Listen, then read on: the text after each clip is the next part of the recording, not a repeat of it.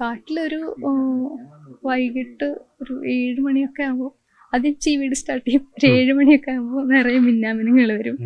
സീസണിലാണോ എനിക്കറിയില്ല, നിറയെ വരും.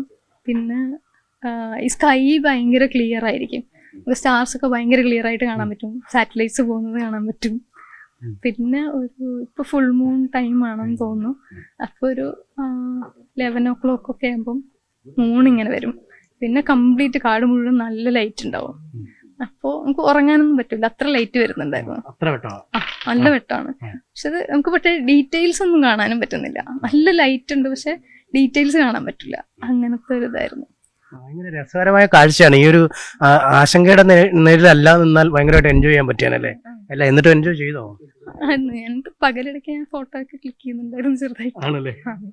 ഈ ആളുകൾ പലപ്പോഴും ചോദിക്കും, ഇത് എന്തിന്റെ കേടാണ്, ഇതുപോലൊക്കെ കാട്ടിൽ പോയി നിൽക്കണോ, ഈ ഒറ്റപ്പെട്ടു പോകണോ, അങ്ങനെയൊക്കെ കുറച്ച് പേരെങ്കിലും വിചാരിക്കും. മറ്റു കുറച്ച് ആളുകൾ പറയുന്നത് കൊള്ളാം, വൈബാണല്ലോ, അല്ലെങ്കിൽ ഇങ്ങനെ എക്സ്പെഡിഷൻസ് വഴിയാണ് എല്ലാ മാറ്റങ്ങളും നടക്കുക എന്നാണ്. എന്ത് തോന്നുന്നു ഇങ്ങനെ യാത്രകൾ, ഈ യാത്രയിൽ ഒറ്റപ്പെട്ടു പോവുക ഒക്കെ ചെയ്യുമ്പോൾ ഉണ്ടാകുന്നൊരു വികാരം എന്താണ്? ഞാൻ ആദ്യമായിട്ടാണ്, അതുകൊണ്ട് എനിക്ക് ട്രക്കിങ്ങിന് പോകാറുണ്ടോ സ്ഥിരമായിട്ട്? ട്രക്കിങ്ങിന് ഇടയ്ക്കൊക്കെ പോകും, സ്ഥിരമായിട്ടല്ല, ഇടയ്ക്കൊക്കെ പോകാറുണ്ട്. ഒറ്റപ്പെട്ടു പോകുന്നൊക്കെ ഫസ്റ്റ് ടൈം. അതെ. ഈ സ്ഥിരമായി യാത്ര ചെയ്യുന്ന ആളാണോ അതോ? ട്രക്കിംഗ് അല്ലാതെയും ചെറുതായിട്ടൊക്കെ യാത്രയൊക്കെ പോകാറുണ്ട്. വീട്ടുകാരോട് പറഞ്ഞിട്ട് പോയ യാത്രയായിരുന്നോ? ഇത് ഞാൻ പറഞ്ഞിട്ടില്ലായിരുന്നു. ഞാൻ കൂർഗ് എത്തിയ ശേഷം വിളിക്കാമെന്നായിരുന്നു വിചാരിച്ചത്. അവിടെ എത്തിയപ്പോഴേക്കും പിന്നെ ഈ ഹോം സ്റ്റേ ഒന്നും കിട്ടിയില്ല, അത് നോക്കണമായിരുന്നു. പിന്നെ നെറ്റ്വർക്ക് ഇഷ്യൂ നല്ല രീതിയിലുണ്ടായിരുന്നു, വിളിക്കാൻ പറ്റിയിട്ടില്ലായിരുന്നു. അപ്പൊ വീട്ടുകാർ ശരിക്കും ഇത് അറിഞ്ഞത് മിസ്സിംഗ് ആയപ്പോഴാണോ? അതിന് ശേഷമായിരിക്കണം. എന്ത് പറഞ്ഞു ആദ്യം വിളിച്ചപ്പോഴത്തേക്ക്? എന്താ പറഞ്ഞത്? ഇന്നലെ വൈകിട്ടാണ് വിളിക്കുന്നത്. പ്രശ്നമൊന്നുമില്ല, ഹാപ്പിയാണ്. തിരിച്ചു കിട്ടിയോണ്ടായിരിക്കും വഴക്കൊന്നും ഇനിയിപ്പോ പറയില്ലായിരിക്കും. അറിയില്ല.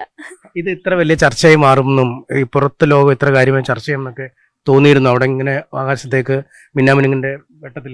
ഇല്ലില്ല, ഞാൻ എക്സ്പെക്ട് ചെയ്തത് എൻ്റെ ബ്രദർ ഉണ്ട്, ബാംഗ്ലൂരാണ്, അവൻ എത്തുമായിരിക്കും. പിന്നെ ലാസ്റ്റ് ലൊക്കേഷൻ അറിയുന്ന ഫ്രണ്ട് ഉണ്ട് യദു, അവനും എത്തുമായിരിക്കും. അതെനിക്ക് 100% ഉറപ്പായിരുന്നു.